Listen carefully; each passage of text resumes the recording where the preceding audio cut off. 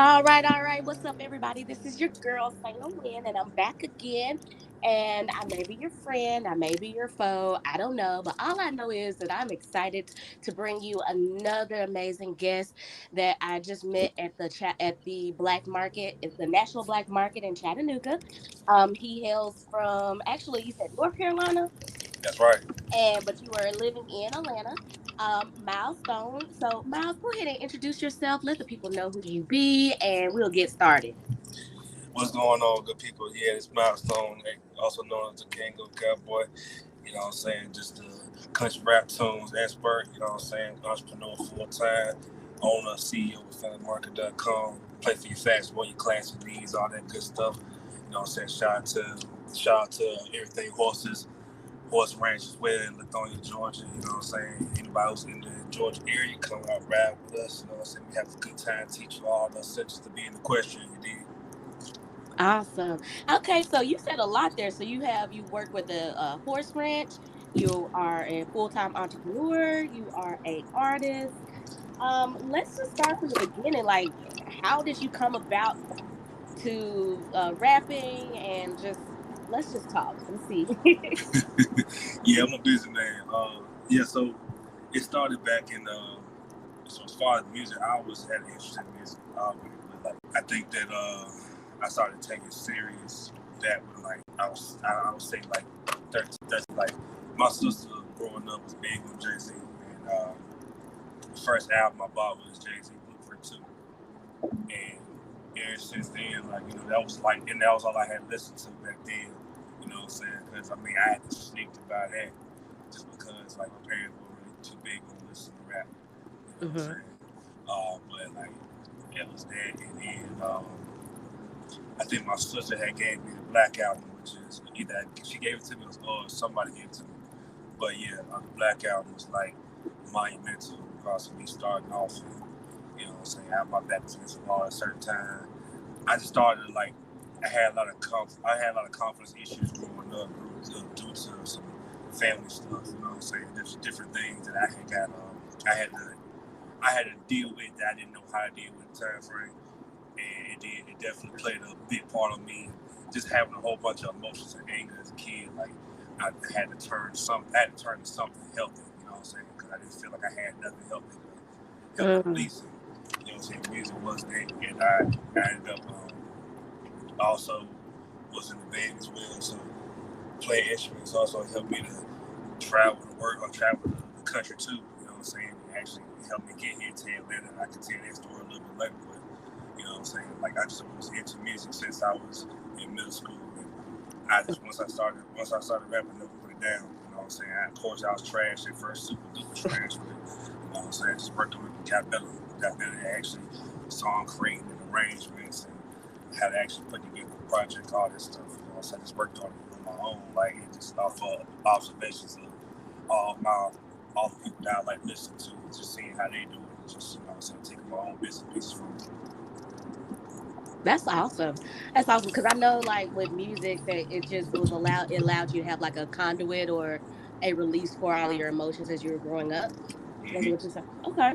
And so you started out with Jay Z's Black Album, and oh no, Jay Z's Blueprint, and then you got the Blueprint Black two, Album. yeah, yeah, Blueprint mm-hmm. too. Yes. Okay. Yeah. And so when did you come to Atlanta from North Carolina? That was 2009. So after so okay, so I'm from a small town in the middle of nowhere. You know what I'm saying? Oh, North okay. Carolina.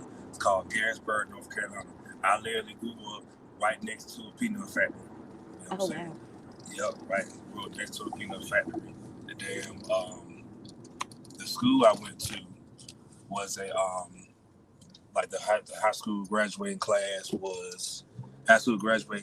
was 52 kids, Oh and like wow. just a small area in general. You know what I'm saying? So I was I was that's where humble abode, and you know what I'm saying. I knew there was a lot more. I knew there was a whole lot more to do, and you know what I'm saying. A whole bigger world out there. I was able to travel. Like I said, I was in the band, and the band I was in, we actually, you know what I'm saying, had went on a tour, like, you know what I'm saying, this in high school, like, went on a tour. I got to see some different places. Atlanta was one of the places I got to see, you know what I'm saying, while growing up. You know what I'm saying? I want to be just seem like home. Like I want to be in the South. I ain't want to be nowhere up north because I mean, though like certain places like DC and you know what I'm saying, certain places up north I might like. I just can't do this that cold weather. I can't do like you know what I'm saying. Like Yes. they ain't my type of vibe. So I want to be somewhere in the city. I want to be somewhere where it's warm, but you know what I'm saying, somewhere I can see myself expanding. Because being from the middle of nowhere, I knew there's a whole big world out there, and I wanted to Right. get to it. So And you don't so mind being kind of planted and rooted in the South, but you just like, I'm not fit and going traveling. Like, I'm not finna live up there. exactly, you know what I'm saying. Like I go visit them places. I ain't from there though, but like yeah. So I ended up getting the band scholarship to go to college out here, and that was like the bridge of me getting there to that was the bridge of me getting here to Atlanta because at first I didn't understand the city lifestyle. I had no clue how to move, no clue how to move Mm. around. And then, like, so that was my bridge to being able to make shit happen. You know what I'm saying? Music got me here. I didn't come here for music. It got me here because, you know what I'm saying, off of my instruments. And of course, I just, you know, ended up turning that into, you know what I'm saying, me being here since 2009. Well, welcome. You know, even though you've been here for a while. So, what kind of other instruments do you play? Because as a band person, like, they must be multifaceted. Right. So I was in the drum line in high school. I played bass drum, but my main instrument that I learned was the trombone, and that really got me everywhere. And then right now I'm working on guitar slowly but surely. It's slowly but surely. Okay, hey, that sounds Mm, really cool. So, definitely. So tell me more just about like because you talked about how you went from an angry kid and finding music to get you settled. How was that transition when you were in like as a teenager coming to Atlanta for school? How has your mental health changed from that point to now? Man, it's so from school to now. Yeah, So cause um, growing up being from a small area, like you know what I'm saying. I think as kids, we always think the world is surrounded by us because I mean, you know what I'm saying. A lot of times, I mean, you know, we are the center of attention because you know what I'm saying. The parents want to make sure we safe and we good, and you know what I'm saying. Everything is about us. You know what I'm saying. Someone is trying to take care of us because we kids. So you know what I'm saying. Like hmm so we think the world is centered around us when it's not. You know what I'm saying. The world is not centered around us. But I had to learn that at a certain age, and thank you. Like I had to you know what I'm saying, like just had to learn that aspect of things, and I think middle school was when I pretty much kind of like seen. I started to see the bigger picture. I had no clue, you know what I'm saying, like a lot of the emotions I was feeling because I always had anger. Like I was from since I was a little kid. Like I just had terrible anger issues. hmm I was definitely like old. I was definitely like too young to remember being told by my sisters, being told by my sisters, being and people in the neighborhood that I'm cussing folks out, and I'm mind you, I don't even remember a lot of stuff. You know what I'm saying? Like right. I don't even remember any this. So like, yeah, I'm cussing folks out. I'm doing all types of crazy shit, and it's like this is me being young. You know what I'm saying? And hmm I just had a lot of anger, had a lot of energy. And I mean, to be honest, it does grow from, it does sprout from, you know what I'm saying. I know it sprouts from my dad. You know what I'm saying. Um, he's definitely has a big temper, and I got it from him. You know what I'm saying. And hmm like growing up, I felt like I was treated like growing up. I felt like I was treated like I was a certain. I felt like when I did good, you know what I'm saying, it was certain praises, you know what I'm saying. Then whenever I did bad, it was like, you know what I'm saying, like growing up as a youngster, there was certain praises growing up, but then did bad, it's like it gets harked on a lot more than the good. You know what I'm Mm. saying? Harked on a lot more. So as a kid, it kind of tears my mind up. It put me in a place where, like I said, my confidence started to take a shift. I started to really take in all this shit because I'm hearing a lot of negative shit and I'm just believing it as a little kid. Yeah. And those things continue to be a problem growing up. It never stopped. It never stopped. You know what I'm saying? It was always an issue. It was always something that unfortunately I had to deal with growing up because it was more focused on the bad than the good in any aspect. You know what I'm saying? There was a time where I was suicidal in Mm. middle school. And I made it known, and that instead of that being cared for in a way it need to be cared for, it's some like I'm being I'm being chastised for feeling that way because some odd Right. reason, rap music in somebody's eyes, you know what I'm saying, is being told. I'll just go ahead and put it out there. My dad and my dad definitely I've had to do a lot of healing from my relationship with him growing up because he never chose to understand nothing but what he thought was right because Mm. he thinks that because I'm a man and I'm the man of the house and I'm an adult Right. that can't nobody tell me shit. I can't know nothing. I can't learn nothing new. Everything is I'm the all being, all knowing, omnipotent. That's how he operated. Yeah. So, you know what I'm saying? He in his mind thought that rap music was the reason why I was feeling the way I was feeling. Rap music telling me to kill and shoot and all this stuff. That's where his mind is at. And so now you want to kill yourself. So he didn't understand that the music itself was more of an outlet, whereas your feelings were just not a result of the music, but the result of just My the anger that you had. Yeah, they had my suicide feelings had nothing to do with me, with the music I listened to. It had everything to do with me feeling like I was like. So for one, in the eighth grade was when it started. Hmm. Um, that's when I started. That's when I started to, you know what I'm saying, pick up the pen and, as an outlet. But it was more so like just seeing how my sister had her first child, which is my oldest nephew, and just seeing how it was treated, seeing how I was treated, like just a lot of treatment. Because I'm gonna be honest with you, everybody, my dad laid hands on everybody in my house, and I ain't talking about in the way of a pastor. You did what I'm saying? Yeah, I So, did. um, you know what I'm saying? Just a lot of different things that Lot to. growing up I had to deal with, and you know what I'm saying? Like to be honest, it's Mhm. like a consistently my my confidence was torn down, Mm, and I just didn't know. Honestly, I got to the point where I just at a lot of times didn't know who I was, and then you know what I'm saying, I ended up just trying to do whatever to try to just never felt I just never felt, you know what I'm saying, like I was in the right place because I always felt like I was doing something to please somebody else. And you know what I'm saying, I felt like mhm. everything I did was never enough. It was never enough, whatever the fuck I did. Right. Um And that's one and thing so about, like, a lot of people don't understand about trauma is just that develop a certain, I was like, coping mechanisms in order to deal with it based on how that trauma trained you.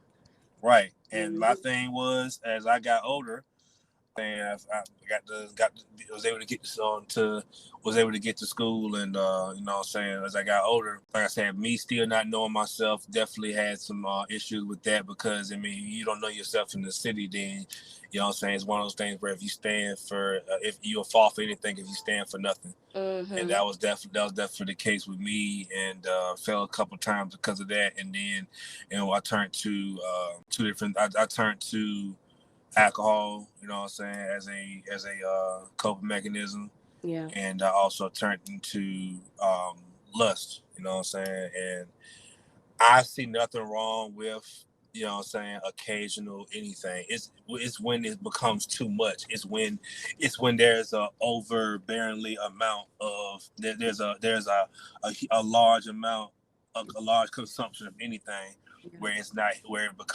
it's not healthy. You know what I'm saying? Right. Because, like, a lot of times if we have way too much, like you said, way too much of something can be detrimental to anybody. And so with that, like, how did you, just kind of still staying in the same range, like, so when did you start you notice that the habits like with lust and alcohol were your coping mechanisms. When did you start working to decrease those needs and decrease those level of coping mechanisms and start getting into more positive Well, or happy? I always know it was a problem. I always knew it was a problem. Just being honest, like it was just one of those things where I just had. I know at a young age, porn became a problem. Definitely an addiction to that. Mm-hmm. And that over the years, I just seen how it played an effect on how I view women. You know what I'm saying? And I was and. You know what I'm saying? I ain't gonna lie, I had a lot of fun in college and I did a lot of different things in college, you know what I'm saying? A lot of shit. You know what I'm Mm-hmm. saying? And everything was consensual, everything was, you know what I'm saying, everything was intentional, but it's like but you know what I'm saying, it just definitely played a part because I also potentially hurt some folks as well because of how I chose to look at women, how I chose to view people, how I chose to see the body more before I see the actual person. Because a lot of times that's something that we don't necessarily think about as men. Like, you know what I'm saying? Yes, the woman, you know what I'm saying, especially black women, they have, you know what I'm saying, their bodies is built a certain way where a lot of times as men we want it, we lust after it, you know what I'm saying, we enjoy it, but that's the thing, it's the difference between appreciating it um and looking at it as, you know what I'm saying, just looking at that instead of looking at the person, you know what I'm saying? Right. And um because I think sometimes we tend to objectify each other. Like black men and black women do it to each other. I feel like sometimes, like if you see a man that is like, I guess promiscuous, you might think that's all he wants, so you may treat him in a certain way, and vice versa. about men and women a lot of times is that, and this is a deeper conversation I'm very passionate about as a man. Like, so men and women, we definitely, and a lot of times too, black women and black men, we have to understand that, you know what I'm saying, a lot of things nowadays really are centered around us. You know what I'm saying? Culture is us. Like a lot of things that are built, you know what I'm saying, that this is us. It's not about anybody else, you know what I'm saying? So those are things that those are things that become issues, you know what I'm saying, when we are continuously um looking at each other in certain ways. And then on top of that, like, well, our view of what actual relationships is. Let's think about it, like talking about platonic, talking about romantic. We want to break it down from that situation, like from that, like we talking about platonic. That's talking about Plato. That's back in those old times. We talking about romance. That's wrong. You know what I'm saying? And like those things are things that are from the white community from back in the day that we still hold on to now. And those things that we still, a lot of these standards that we hold on to now, that we got to really evaluate to ask ourselves, these things that are still valid. You know what I'm saying? They still really remain like best for us. You know what I'm saying? Because I mean, if then we really go into looking into some African ways of how relationships were. You know what I'm saying? How they go, how they are. You know what I'm saying? Ran like. How far away is it? You know what I'm saying? How far fetched is it from how we operate now? You know what I'm saying? In America. But Yep. I don't know, ultimately, like everybody out here trying to figure things out, you know what I'm saying? It's just crazy how like everybody wants to, it's crazy how like a real man, a real woman is defined by everybody else other than ourselves. You know what I'm saying? Masculinity is defined by other people and everybody has their own idea what that is. Femininity is what that is, and the problem with it is everybody has their own definition of what they think it is, but ultimately it's all individuality. It's Right. all individuals. So everybody try to project what they think on everybody else. How does that work for everybody? Not to like go. I How does agree. that work for us? And I think what, like, because you hit on some topics I definitely wanted to talk about, because the dynamics between men and women, we are judging. I feel like we judge each other by like about how those to me those terms are just made up. One, it's masculine and femininity are umbrella terms for a whole bunch of adjectives to describe one person, and and also when I think about just how our society was created off the backs of black and brown and indigenous people, the ideas of what white supremacy calls femininity was not set for us. You know what I'm saying? They Mm-hmm. didn't imagine us actually having or seeing us with humanity and seeing us with our own autonomy because we didn't have that. Like even like in during slavery times, black men and women were used to make more babies constantly. So I feel like a Exactly. lot of those like trauma responses and how we see each other is really skewed about how we grew up and how our parents grew up and how much trauma we're still working through when it comes to sex in our bodies and treating people Exactly. right. Exactly. And then too another thing that ultimately we have to understand when as far as individual man and woman, like we all have our own adult ways. And the thing is that nowadays now adulthood is really affected by the capitalist society that we live in now.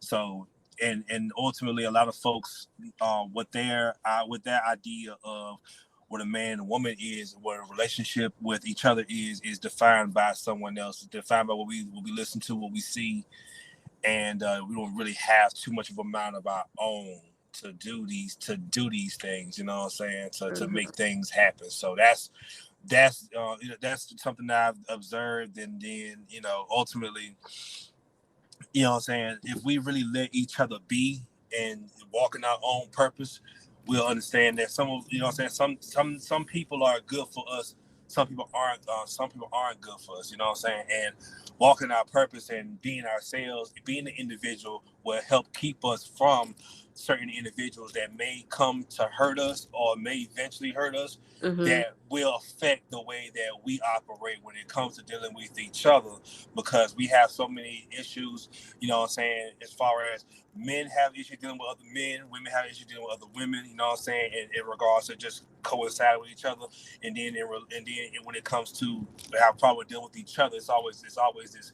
It just seems like it's just so much of a fight nowadays between each other, so much of a competition. When it's like, what is the big competition? Let's think about it like this: Jim Crow laws was based off of putting dark skins against light skins. It was based off of pretty much setting structures to where now, what I'm saying, to where even now it's broken down so much now to where we don't the white folks don't have to do much Oh yeah. to keep us down. There are so many systems set in place to where that we can do it to ourselves and not even knowing what we're actually doing. And it's Hmm. just having that bigger just have seeing that bigger picture to know what's what, you know what I'm saying? Like we don't necessarily have to, we so many things we fight for, you know what I'm saying? Like we fight for, as a lot of black men, you know what I'm saying, a lot of times we fight for respect, we fight for, you know what I'm saying, who's the biggest this, who got this, who's doing that, you know what I'm saying, so much ego driven shit, bullshit, that ultimately where how far get you, you know what I'm saying? How far does it really get you to consider all these things that, you know what I'm saying, to you it means so much, but in the biggest scheme of things it means so little, because as hard as gangsters you might be, you are not that same nigga when police come around. You Never. you You not. can't be. And you're right, you know what I'm saying? Like you're not that same person when white folks come around. You're not that same, you don't get that same energy towards them. You know what I'm Hmm. saying? If them whites move in your neighborhood, you're not finna be checking them like you do somebody black. You just not. Yeah. You know what I'm saying?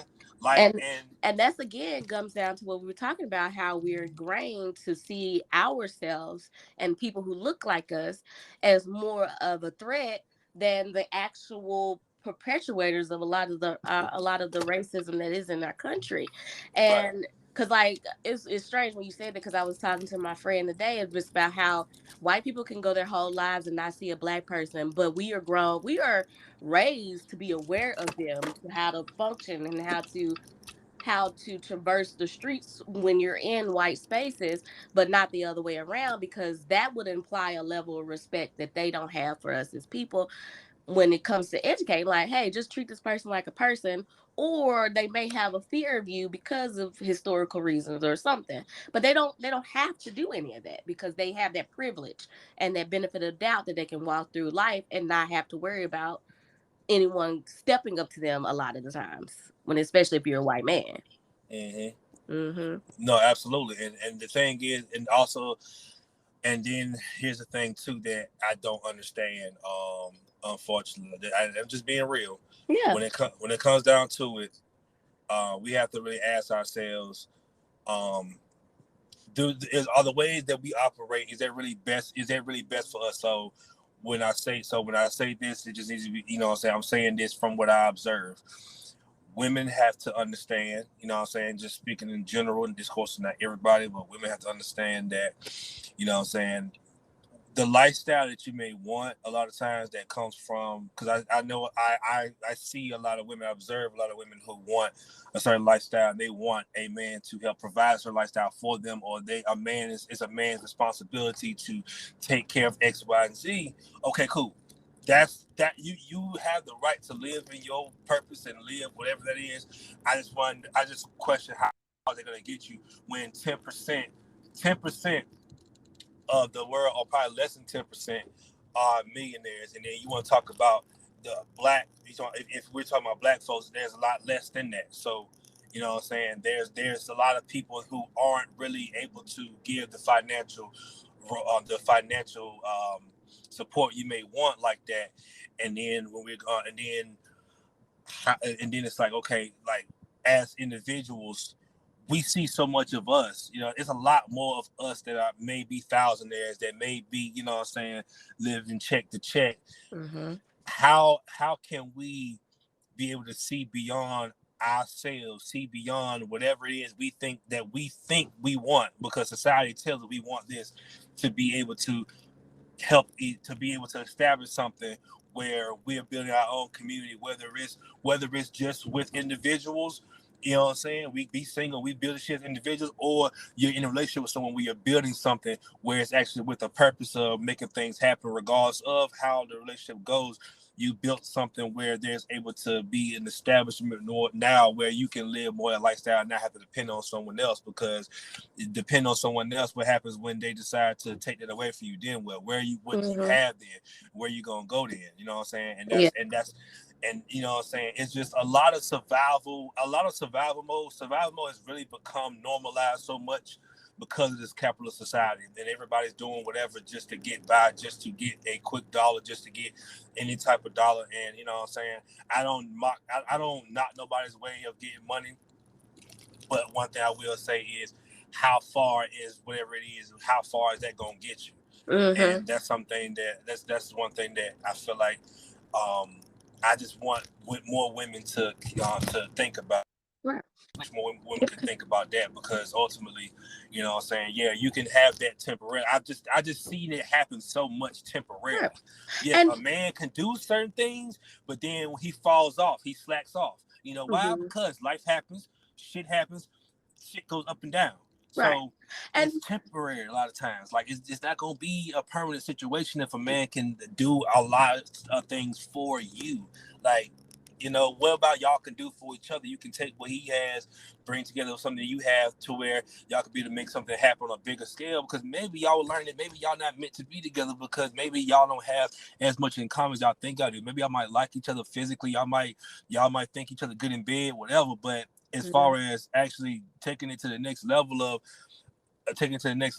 okay, what can we build together, or how can we be able to make this work if we wanted to have a family one day? What do you have then?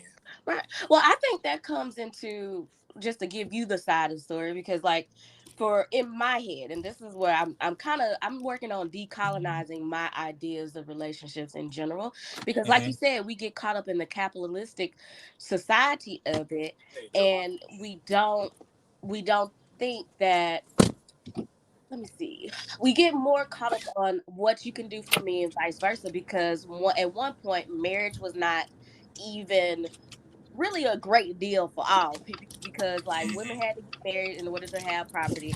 now we're seeing the roles starting to shift or equalize where women can do their own things. And then they were like, so what can a man do for me? And I know Mm-hmm. for me, I'm fine with not. I don't care about money. I want my own money, but I don't care Right. about that person having all the money in the world. If he got a Mm-hmm. job, I'm cool. We gonna build shit together. That's my goal. And I Mm-hmm. think one, as a people, we're learning slowly but surely, especially that's why I have this podcast to talk about the emotional vocabulary of us as a people. Right. And I think that we're growing in that. And like black women have some growth in there to do because I'm still healing and working on it. And so do black men. But I feel like because a lot of times healing and stuff is always geared towards women, it doesn't strike strong for some men because I'm like, man, I ain't no bitch. I ain't know this. I ain't know that. But it doesn't have anything to do with femininity. It has everything to do with your mentality becoming stronger and better. And I think that's what the like if you have a conversation with the and it's also learning about compatibility. And so like Mm-hmm. my thing is if I with somebody and they want a traditional woman who's gonna cook and clean, then I already know we're not compatible. Yes, I can cook and clean, but that's not my only roles that I want to have in that relationship. Right. And I think once men and women really understand how to communicate their needs, then they can find people that are more compatible with what those needs are. Like some people do want to be a housewife and just work and take care of kids. Good for you if you know what your purpose is, but you cannot go into a relationship trying to fit a square hole into a square peg into a round hole because it's just going to be you can't force it. It's never going to work. It's just going to be ill Exactly. pitched. And And go ahead. Sorry. oh, go ahead. You go.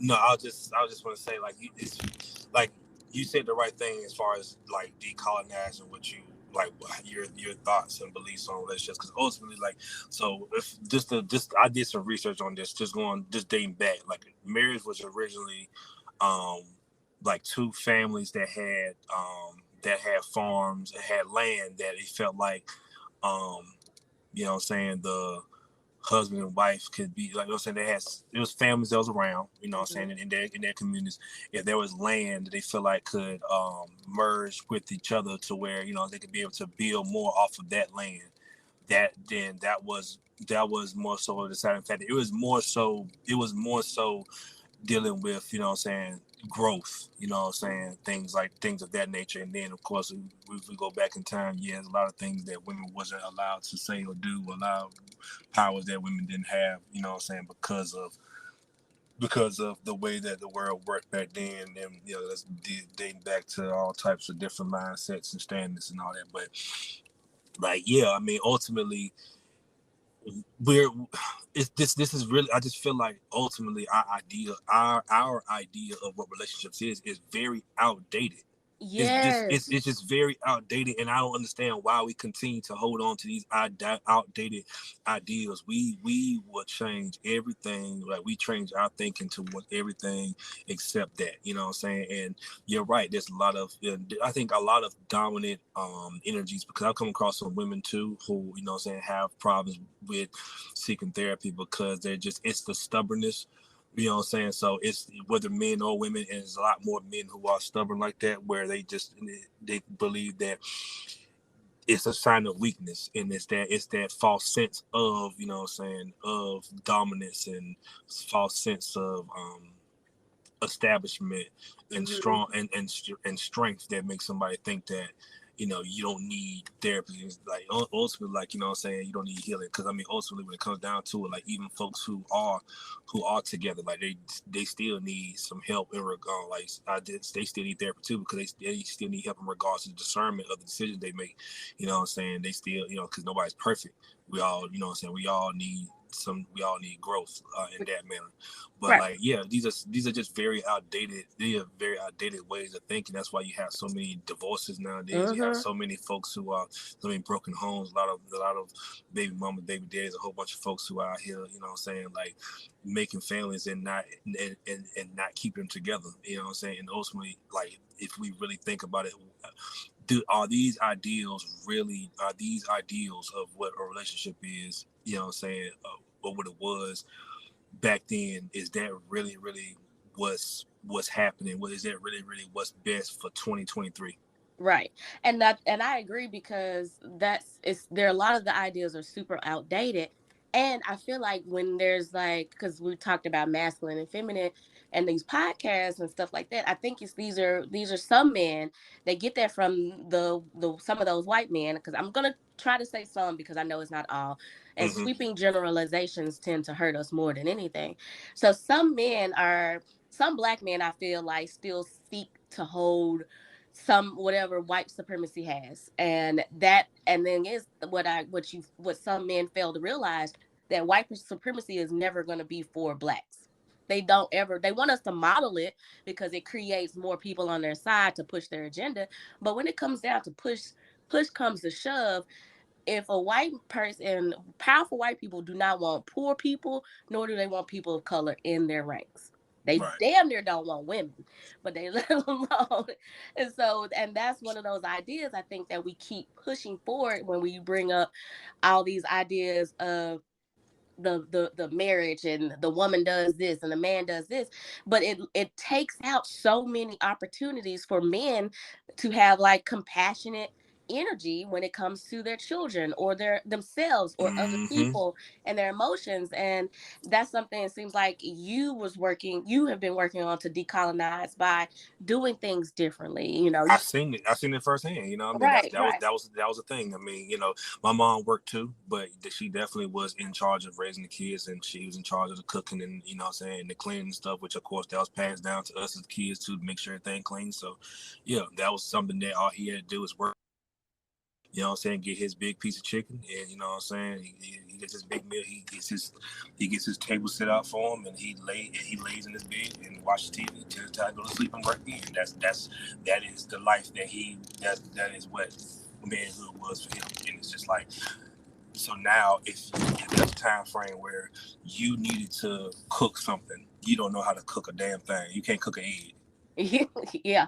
And You that's know what I'm saying? and Like, I'm like, these why are do you these are want to just cook? these are Hmm. essential skills. These are essential Hmm. skills. They're not bound by a gender. It's not bound by a role in a Exactly. relationship. These are just things that, as a grown as individual, you should know how to do.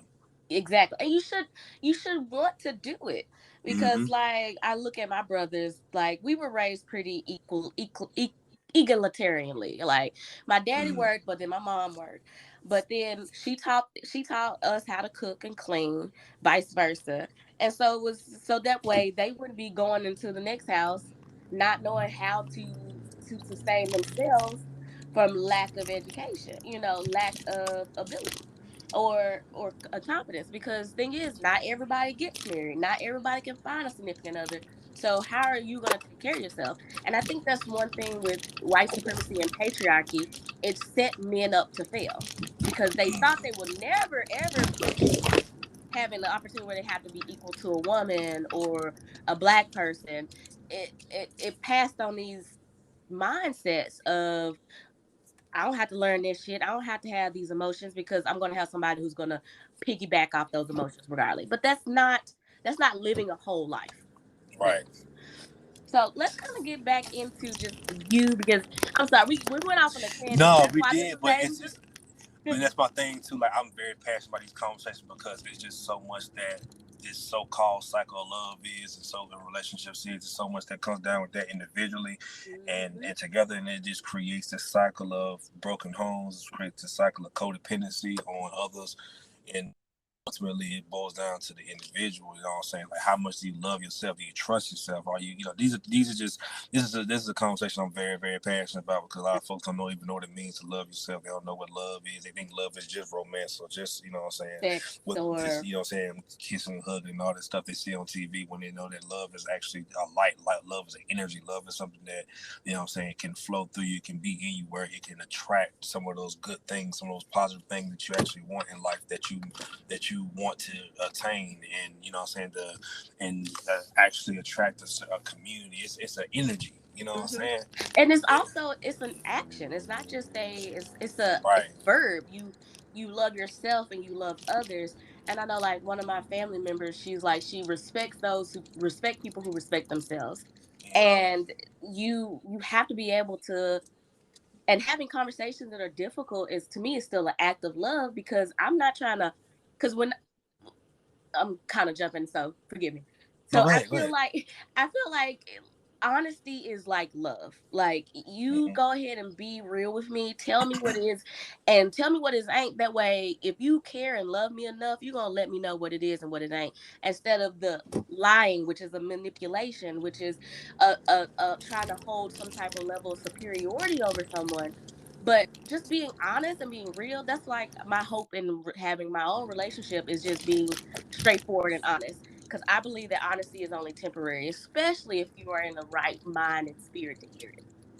Right, because my whole thing is this, like, you see, and that's why, and what you said is right, and also as well, like to kind of like combine what I was saying in regards to like love being the energy, like, so Hmm. imagine what type of energy you get from someone who's saying they love you and they want to manipulate you, like you were talking about. And you know what I'm saying, because it's for their own good, and they use that love, that word love, as an attachment now, instead of someone who is honest with you, straightforward with you with different things, you're able to set certain standards or able to move a certain way because they were honest from the jump. You Yeah, know what I'm saying? That love that might end up coming in a different way that might not be as pleasant, but it is a verb. It is something that moves some stuff around sometimes. So, and there is a version of, and then there is this thing called tough love as well. Like, you know what I'm saying? Like, it's love. Love doesn't look a certain way. Love doesn't look like manipulation. And a lot of times love gets disguised as that, or manipulation gets disguised I as said, love. You yeah, know what because I'm saying? it comes from how you were raised too. Like if you think a certain way, like if you have a family member or someone treats you a certain way, you Mm-hmm. think that's normal, even if it's bad, and you go out in real life, you're like, oh, what? If it's not the way you were raised to have it, you question it because you're like, is this valid? Because this is not what I know of love. Right. This is not Right. what I know of someone who has a care for me. And that's again, I think I'm trying to learn and teach myself emotional my growing my emotional vocabulary. I don't really like to use emotional intelligence because people always be like, are you questioning my intelligence? No, everybody has a different vocabulary. I am Yeah. questioning our vocabulary because it has to grow. And learning that, like your attachment styles. Have you ever looked into like your attachment styles, like if you're anxious or avoidant or No, neutral? I've never heard of that. I just typically, I just have my own ways of evaluating myself. I never heard of that, but I will definitely look into it. Oh, well, I will make sure to send you some info about it because I was reading it. And it's basically just for the listeners, the attachment styles is like if you notice that you're super, super anxious in the Mm-hmm. relationship, that's or if you're avoidant, if you're kind of distant, that means you have a avoidant attachment style to people. And or if Yeah. you and then typically people who have avoidant attachment styles tend to find anxious people and anxious people find avoidant because this is weird. Okay, so avoidant people are attracted to the people with anxious because they get that their love and energy, right? And Mm-hmm. then anxious people are attracted to avoidant because that's how they learned to be anxious because they had a family member that was really avoidant with their love. Like, Yeah, a lot of stuff really boils down from how we grew up, like you were saying, because mhm, there might be some folks who might grew up getting everything they want, and then you know what I'm saying, they might think that, or they may have seen, you know what I'm saying, a family member that they grew up, one of the parents gave the other parent everything, the other parent felt like, oh, the one time they didn't get something, oh, you don't love me, you know what I'm saying, they might have seen that growing up, or they might have been the one doing that, and then so now you're growing up thinking that everybody should be giving you what you want in life, and those who don't give you what you want, they don't love you. You know what I'm saying? Just so many different things that we there's have to so unlearn many. growing up. Hmm. So many different things we gotta unlearn growing up. That's just one example I thought of on top of my head, but like there's so many different things that we have to unlearn that we Exactly. grew up learning, and we thought that this was the way of living, this is how life is, when it's just like ultimately we gotta understand. It's something that I didn't understand too. Like our parents didn't, we have to give our parents some grace because they didn't have it all together, and ultimately mental health was not focused on, and it was something that was big as it is now. So they didn't, Exactly. so you know, a lot of times they cope with things, but they cope with things they didn't understand what it meant to, they didn't understand what it meant to be a certain way, to seek help, and to, you know what I'm saying, understand that you can, like, it's, if you're not okay, it's so is ways to fix that. There's not too many ways now of dealing with those. It's ways now of dealing with those issues that wasn't like that back then. So we have to give our parents some grace in regards to that. Yeah. Because we were grown. We grew up a lot of ways. A lot of us grew up with a lot of ways that weren't healthy. A And lot of we're unhealthy ways. learning that again. It's like I use that term decolonization. We're decolonizing as well, and we're also I talked about this one on the previous podcast where like we are our ancestors and we're giving our ancestors the peace that they never knew they could have because they didn't know what it was to be able to talk about their emotions because they couldn't laugh, they couldn't smile, they couldn't cry. And so you think about growing up like that with generations of generations of generations of people because people one act like slavery was yesterday. It was a great grandparent ago.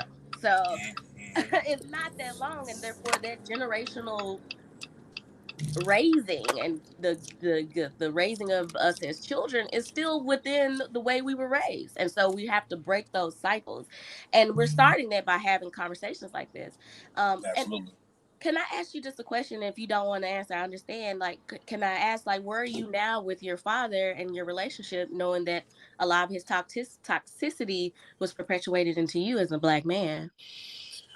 It's a much better relationship now, and I mean I get into it. The reason why it is because honestly, it just boiled down to the fact that he has some health issues now that's been made known to me, and honestly, it's just like I don't want to hold on to something. For one, it's not good to hold on to something anyway because that's holding myself back. Right. And therapy kind of helped me to get to a certain point where at least I can be cordial with him. And honestly, it's just he like the last time I seen him. I don't go home often because I don't get a chance to really be home like that. I'm always working, doing something since I work for myself. Yeah. But like, yeah, since I had I seen last time I seen him, like he's not the same. He's not even the same person. You know what I'm saying? Mm-hmm. And like I just feel like what I'm saying, like this is a this is just this is a older version of him that just ain't even that same person no more. All right, so it's not even the same person no more, and so like I can't hold on to something from way back then, and it's just not even something that now because that's something that I feel like people do too much of, and that's something that I don't want to even participate in. I don't want to hold on to something that is only going to stop me from receiving more blessings because I'm holding on to something from the past from so long ago that I can just get the fuck out of my head. Like to make room and energy for other things that could come my way that could be more positive. Right. So I think it's definitely better now. That's good.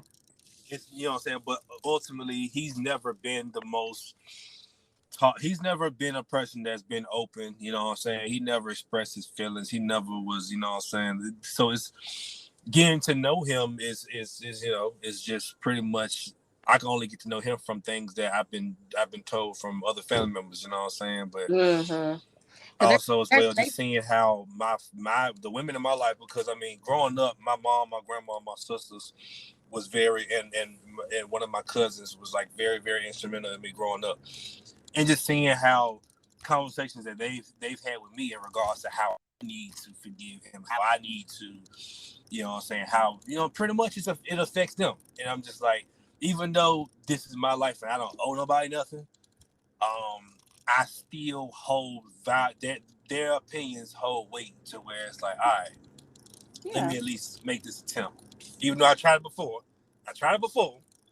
but this time around it was different. Yeah. So Well, I'm glad. I'm happy that you were able to make some strides because at least that's freeing your inner child. Do you do inner child work and stuff? Do you believe that? I don't do any child work. Mm-hmm. Honestly, like I do. So here's my thing. I do some practices that I've been taught, Mm-hmm. but in regards to like knowing, just being familiar with a lot of the various different practices and knowing exactly what they are in regards to like in regards to what they are, that's those are things that I haven't done yet, only because I'm just not I'm not knowledgeable of them, you know what I'm saying? But Yeah. Yeah, that's all it is. I just haven't been made knowledgeable of some stuff, but yeah. Well, from just a novice like myself, sounds like Mm-hmm. you got a little inner child work going on in there by soothing some of those things that you had to deal with your father, but also by being the person that you are now. You Mm-hmm. are, because I feel like a lot of our traumas are just, and the things that we do are a result of our traumas. Like our body and our brain is like, oh, that happened to you before. Let me do XYZ so you can get the fuck out of here. Mm-hmm. So, well, let's go into just who your entrepreneurship, because that's one thing I wanted to talk to, because I feel like as mental health and being an entrepreneur, it goes hand in hand. So Right. tell me some of the things that you gone through as an entrepreneur. First, I want you to make sure you shout out all the things that you do so we can put that in the description. But also, Right. like, Right. tell us some of the things that you do to cope with your mental health as an entrepreneur, and just, yeah, let's go for it. Let's talk. Okay. So yeah, first and foremost, of course, I'm a art recording artist. So that's if we I just went through that in regards to um, that being the outlet for me since I was young. You know what I'm saying? Now it's more so like it ain't as much of an outlet as it used to be only because I've been doing it so long. It's more of like a job now because I do it so much. You know what I'm Okay. saying? But a job that I enjoy. You know what I'm saying? Something that just it's work. It's work for me. You know what I'm saying? You know what I'm saying? So yeah, I am. You can find me everywhere. I am Milestone. 4 words. I am Milestone on Instagram, and if you type in Milestone on all, you will find where I'm at. You know what I'm saying? And also where the videos are on YouTube. I am Milestone as well. So you know what I'm saying? That's the music side of things. Now the other side, in regards to the clothes I sell, so I sell all authentic, fashionable, and affordable clothing. I got jackets, jersey, tees, and hoodies. And so it's called Family Market. It's spelled FAMLEI Market. That's FAMLEI Market. And been doing that now. I started selling clothes back in 2017, but I've actually made the company in 2019 and continued to just keep going from there. Started to do different events as a music artist. I already had connections to different promoters and different folks who was throwing events, so I was able to get on events and then just continue to keep going from there. And it's crazy how, you know what I'm saying, it grew from one thing to another. So, you know what I'm saying, me being a part of a few different events got me to some of these other events I'm doing now outside the state, to where a majority of my events, the majority of my shows are the state now. Artist, as an artist, I already had a connection with. So when I started, I was already connected because of the different promoters and the folks I know that was throwing the events. And it also helped to build more relationships as well. So that's one thing. So that's one of the things. And so with that, that was a coping mechanism because there was a time frame in 2019 where I had I was trying to, well, really before then, 2017, I was trying to figure out how to make more money, how to, you know what I'm saying, bring in another source of income. And that was my way, you know what I'm saying? That was something that I, you know, turned a passion turned to a paycheck. And I made the website and everything. And I started to take it serious and do events. I started to do events in 2019. And that's when things started to really take off. Right? You know what I'm saying? That's when things started to really take off to a different level. And yeah, so Yeah. And from there, I've been and doing different conventions and different mhm. events, you know, and like I said, I've been traveling, doing shows in different states just because of the connections I've made. So now it's like, you know what I'm saying, I'm also as well paying myself as an artist, not just, you know what I'm saying, not just with my brand, but, and not just, you know what I'm saying, with music, but with my actual brand. Yeah. Well, tell Yeah. me, like, how has that been going? Like, so you've been doing the music for as long as you can, but and then you're starting in 2000. You said 19 with the selling vintage clothing and t-shirts. I made the website and I made the website and I started to actually make the stride towards. I made the stride towards going out, venturing, doing different events in 2019. But I've been selling since 2017. Oh, okay. And I do have one of his shirts because he had a vintage Ninja Turtle shirt that I had to get because it's part of my childhood. And Right. as soon as I saw it, I told my cousin who that I've referenced her several times because they're like my best friend. But I told her about it, and she's like, "Girl, I love Basquiat." And so she's gonna try to get one of those jackets. And you in Atlanta, and I'm real close to Atlanta when I'm in that side of East Tennessee. So you're gonna have to give me your tour dates and stuff. Let me know if you're playing in Atlanta, because I'll come down to support. I'll ride sis boom by real good. I got you. I got you. Yeah, definitely. I'll let you know. You know what I'm Okay. saying? So also as well, another announcement. So I'll be releasing my next project. It's gonna be called the Country Black Man EP. It's produced by the 5 Points Bakery and DJ Burn One. And that's shout out to my homies Go Ricky Go and Walt Live. And so those are some guys I've met, and they helped me bring a different sound out that, you know what I'm saying, it's very that I feel like, it's very experimental, and, you know what I'm saying, I like it. And so it took me a whole entire day to create the project. It took me another day to record it, just because that's how fast I can move. Oh But wow. then actually putting out the project took about 2 years. So, you know what I'm saying? It be like that sometimes. It does. Things happen. I was in I really last year was just work, you know what I'm saying? Even though I was traveling, doing my thing last year as well, doing shows and selling my clothes, it was a lot of work. Relationship, it was a bad breakup in a relationship. I had to make sure everything was straight, so that, my credit and everything in my name is straight. So I was working my ass off. I made the most money I ever made last year. Also spent the most Hey, money. I spent the most money also ever had to spend last year too. So, you know what I'm more saying, money, more problems. more money, more problems. You know what I'm saying? But yeah, the Country Black Man EP comes out in May. We're looking at around May time. So yeah, I'll definitely be having some shows lined up in Atlanta, and some different shows outside of Atlanta. Then I already have. I'm actually performing at the 423 day event thrown by the MFA Fest. That's and that's going to be, of course, April 23rd. So I'll be coming to Chattanooga. So I'll be there. You know what I'm saying? Okay. Definitely feel free to pull up. You know what I'm saying? I'll definitely be making sure to have some more Basquiat material on deck, and some other things as well. I'm just doing a massive re-up right now, because I had that event in Tennessee, and then that day after I had this big event called ThriftCon, and it was like thousands of people. It was thousands of people, like literally thousands of people that stopped by there. They almost cleaned me out. That's good. That's real good. Oh, let me ask you Yeah. this: how was the black market event for you? Was it good? Was it good event for you I financially? thoroughly enjoyed it. Yeah, Yeah. I thoroughly enjoyed it. Something that I never did. Something that I never done before in regards to outside market like that. I never did an outside market like that before. I've done some in Atlanta, but not with that type of setup. And, you know what I'm saying, geared towards just black. You know what I'm saying, black vendors. And yeah, it was dope. I thoroughly enjoyed it. You know what I'm saying. It was cold out there, but Oh my god. it was cold out there. But I was I learned so that. cold, man. Hey, it was cold. I learned that though from my first time coming to Chattanooga. First time I came to Chattanooga, I was not ready. I think the first time I came was like that was like 2021, I believe. The first time I came to Chattanooga, and I was not ready for what was going on. Like, because I had no idea. I had one of my jackets I was trying to sell. I had to end up wearing it. I'm like, shit, I ain't bring no jacket. I shouldn't have been.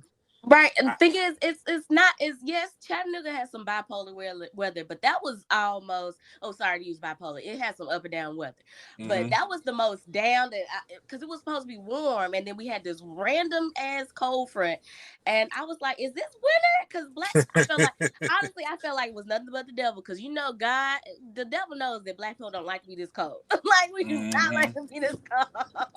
But But that's we all still right. showed out though. We still showed out. We We still showed came out there, out. you know what I'm saying, regardless of the weather and regardless of some of the few white folks that did come through there that act like they was too good to talk to black people, even though it's the national black market. I mean, Right. I guess they didn't get the memo, but it's like, okay, if you don't want to be here, if you're too good to talk to black people, you see a lot of black people, maybe this is not a place for you. Maybe you don't belong here, and that's fine. Right. If you don't want to Stay be around us, stay where you at. You know what I'm right. saying? You I didn't have to drive, get in your car to come here to the national black market to I feel act like boo. we saw the same people.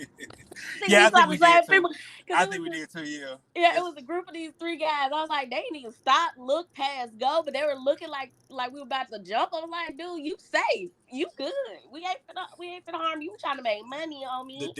the devil in them wasn't safe. That's why they was acting like that, because the devil in them was definitely in, Uncomfortable. right, uncomfortable as hell. You know what I'm saying? What everything that was going on, but it Hmm. is what it is. Things happen. You know what I'm saying? It's what I mean. Shit. White folks, not generalized, but a lot of them, they want what we have. Shit. Look at the whole Black Wall Street situation. But you know what I'm saying? It's Hmm. just they want what we have, but that's neither here or there. I ain't trying to put too much more energy talking about them because Because that they ain't event my. was dope. I'm looking forward Their event was to dope. doing it again. I can't wait to, what I'm saying, do it again as well. I definitely want to come back out there again and do that. You know what I'm saying? Hopefully it's not as cold, but yeah. No, Either way, I'm still gonna come out there. I don't give a fuck. I don't care. right. You know what I'm saying? As long as it ain't raining, I'm good. That's good. I can't do rain because the rain don't do well with my clothes and shit. But yeah. That is true. And but thing is, the one thing I'm looking forward to with this linking more with you, and I love about like linking with more local talent is just the capacity to collaborate and to make things happen. But the one thing I want to ask you, just like with your brands and stuff, where you wanted to see yourself in the next couple of years with your brand, with your music, just speaking into existence, because I'm a co-sign the hell out of it. So I see my project. Bless you. I see my project doing well. Me being able to, I see myself being able to set up pretty much. I mean, I've pretty much been traveling anyway, but just actually setting up an actual like 6 to 7 city tour throughout the whole course of the remainder of this year. Um, Getting some video footage of some against claiming I'm getting able to gonna get a lot more video footage of a lot of this stuff that I can compile into different videos for my music, and I'm able to continue to find other ways to make money where I'll be able to make Family Market pretty much my main gig. If not, something else will be my main gig that will Mhm. make me a lot more money. And Family Market will continue to be what it is. Family Market is almost my main gig. Like, it pretty much is. It definitely pays some bills every month. Definitely pays some bills. It can, like, yeah, it is. It's doing pretty well for me right now. You know what I'm That's saying? good. But I'm claiming it's going to continue to do even better. My profit margins grow even more, because that's the main thing. It's all about the profit margins and just the type of events that I'm able to get on to help me make even more money with that, and also just the aspect of my music being able to be recognized, where I'm able to songwrite for different folks. I definitely I've I've gotten paid to do some songwriting for folks before, on multiple occasions, and continuing to grow with that, build some consistency with that, and with other, like I said, other things as well, other things that I'm working on, just continuing to really get business together in regards to some things I want to do, because I mean, business credit right now is one of my main focuses of 2023, business credit, and just continuing um, to beat up on that, to see what I can to get even bigger opportunities, put myself in even bigger places, bigger spots, because I'm able to have a certain amount of, assets, a certain amount of cash. All right. Okay. Those are some of the things I'm claiming. Yeah, so I got another project I'm working on, claiming that gets all the way finished as well, because I mean, it's a few things that have to finish from that. So. Hmm. Well, let me ask you this. Tell me, because it seems like you have been living as authentically as yourself. So, what has that done for you, and just as your mental health as a black male professional out here doing the entrepreneur thing and the music? And just tell us how you're handling that, and what are some of the things you do to cope? It's a mindset thing. It's not something that It's not something that I can be honest with you. It's not the easiest thing in the world to do. Mm-hmm. Like I said, it took me years to really get the confidence up that I need to get up.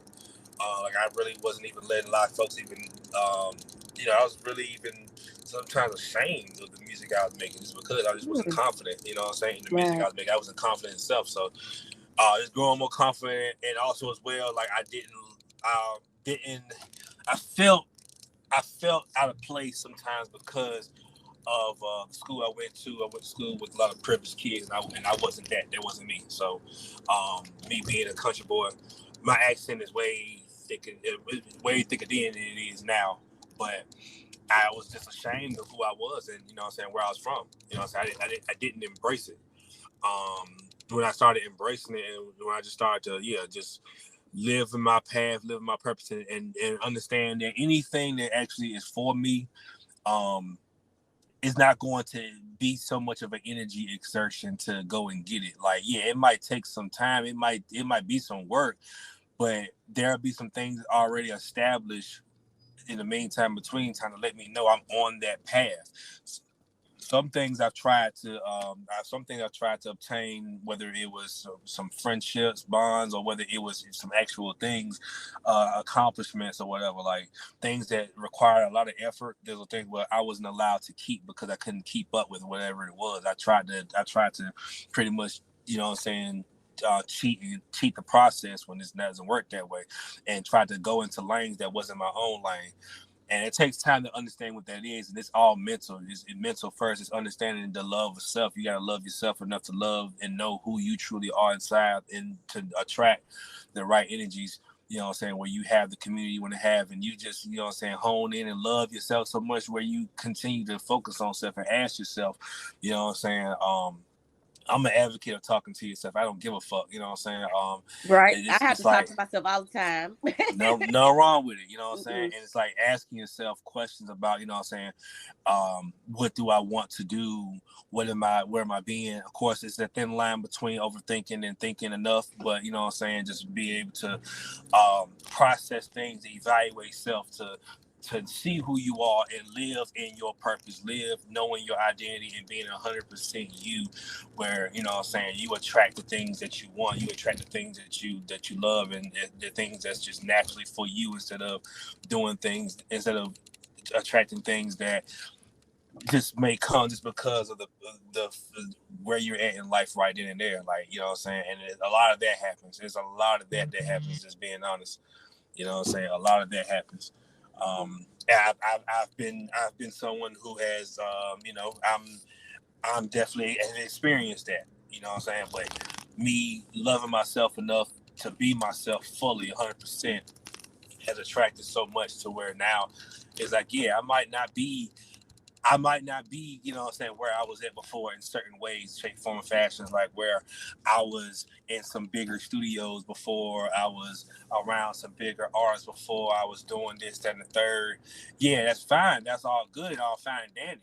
But I couldn't attain any of that. A lot of things I did, I couldn't build on it because I ended up losing it because I was building on a foundation of bullshit. So Mm. once I actually understood who I was, I built on the foundation of where my path was leading me and where I actually was. And, you know what I'm saying? Like, yeah, I've had some ups and downs, but, you know what I'm saying, anything that truly is mine, I haven't lost it and I don't lose it. Mm. And that's exactly what happens. I don't, you know what I'm saying? Like, those things are things I don't lose. So I don't consider myself, I don't think I've taken any losses for real. You know what I'm saying? Like, Right. in the past few years, I don't think I've taken any losses, just being honest. That's amazing. Woo, I love that because it just sounds like from the person you used to be to the person that you're now and the person you're becoming, you seem a lot more settled in your skin and just being the person you want to be, regardless of what white supremacy says or what the ideas of masculinity. Like you are your own person, and that's really beautiful. Right. Yeah. Well, I got one more question for you because we're getting close to the end. Okay, for Um, sure. so my last question I ask all my guests is, when did you fall in love with your blackness? I'll be honest, like, Nate, then it was I feel like it was when I had ended up going to it was feel like it was when I was going to You know what I'm saying? Mhm. I think that was when I had, because it was like it was so much going on during that time frame. You know what I'm saying? Where it was so much going on during that time frame that you know what I'm Yeah. saying, like from different acts of let's see, I remember who was it? It was things first started. I started to see so much because I mean a lot of stuff was happening in around the Georgia area in the South anyway. I think that was like I think his name was I think it's Troy Brown. I think that was when because there was actually like a big protest because that was one of the last capital punishments that was in Georgia. I remember that. I think I remember that. So I Mm. went out. I went out there. That was like a big. That was like a big situation, and of course there was other big. There was a lot, of course, with all the things that's happened over the years, and it's just been consistency in there. And I think during those time frames, that was when I really um, started to, I guess, love me more. You know what I'm saying? Love, being comfortable in my own self, my own skin. Mm-hmm. Um, you know what I'm saying? That's what helped me. You know what I'm saying? I think that's where it started. That's where it started, and it ended up just growing over the years. Just unapologetically being myself. You know what I'm Mm. saying? But Yeah, in any situation, because I've definitely had some crazy situations in the past. But I'm me. You know what I'm that's saying? good. I've been me. Well, I am so glad that I get a chance to meet you and talk with you and connect. And I look forward to just seeing all the things you're gonna do. I want to also, I'm gonna get more information about this horse ranch because I do want to go. I love horses, and I love Mm-hmm. seeing Black people on horses. I don't know why, I just do.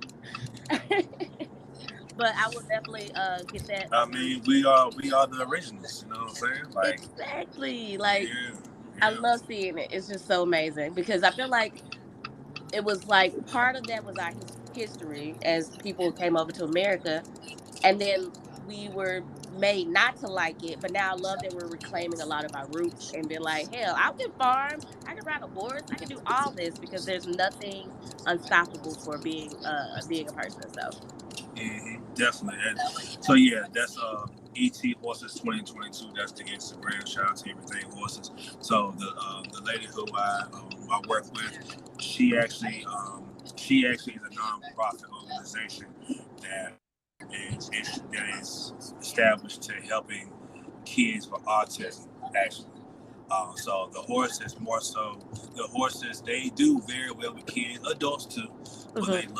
they love kids. You know what I'm saying? And the kids. So it's a program because kids with autism. That's one of I guess it's something I don't know what it is, but they have a you know what I'm saying with horseback riding and so kids with autism and just kids in general. You know what I'm saying? She works with kids, so she has her program set up to work with kids. We do different events as well, where people of all ages can come and ride. You know what I'm saying?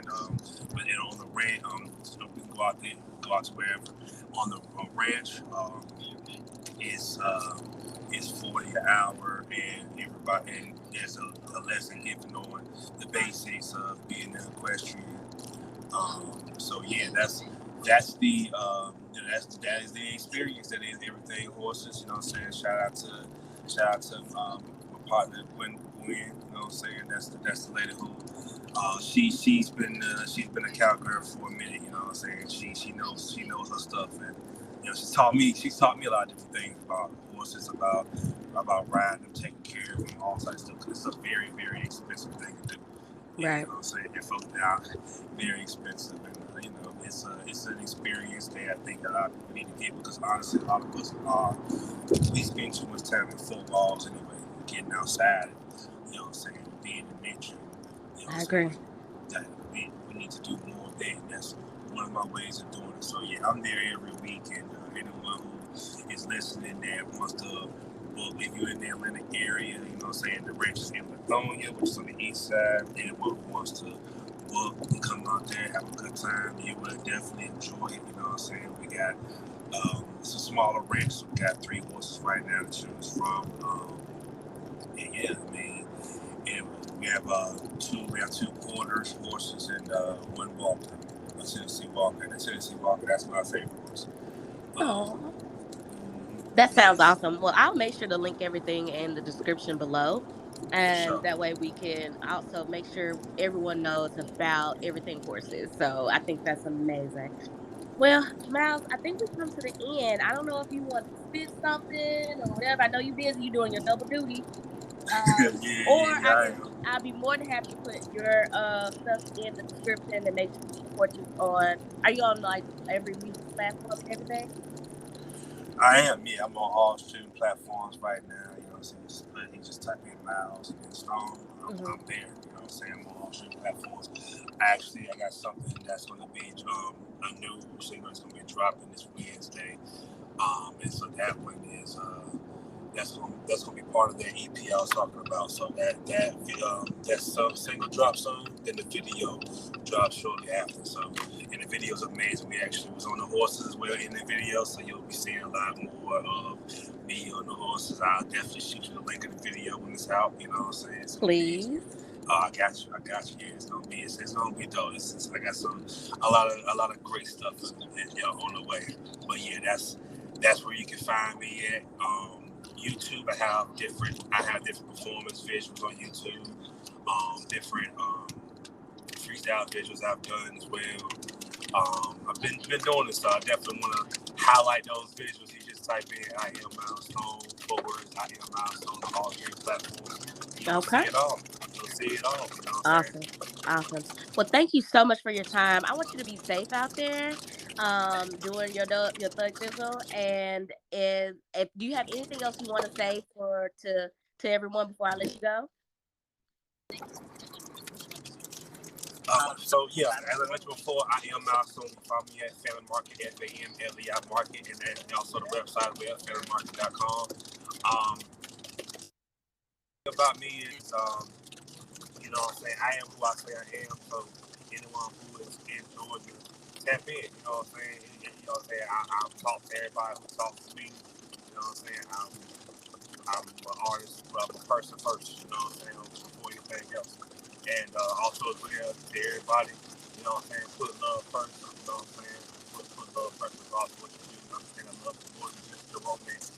Love the energy. You know what I'm saying? Continue to move with that energy. It is. Yes, yes. Put love first, everybody. All right, Miles. Well, thank you so much for your time, and I just want to thank you. And you be safe. And I will look forward to hearing more of your music. Okay. All right, I appreciate you. I appreciate you too and your time and flexibility. I thank you so much. All right, you're welcome. You're welcome. All right. You have a good rest of your day as well. You too. Bye bye.